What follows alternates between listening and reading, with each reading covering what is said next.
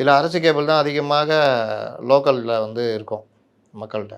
அப்போ இந்த அரசு கேபிளில் இந்த நம்பர்லேருந்து பிடிங்கி தூக்கி 40லேருந்து தூக்கி 150 போட்டிங்கன்னா அவன் திருப்பி போயெல்லாம் பார்க்க மாட்டான். இது அடிக்கடி நடக்கும். இது யாரும் அவ்வளோ இது பண்ண மாட்டாங்க. ஆனால் இப்போ இந்த தலைமுறையை பண்ணது இப்போ பேசு பொருளாக மாறியிருக்கு. ஏற்கனவே ஜனம பண்ணாங்கன்னு சொல்லிட்டு தகவல் ஒன்று ஓடியிருந்தது.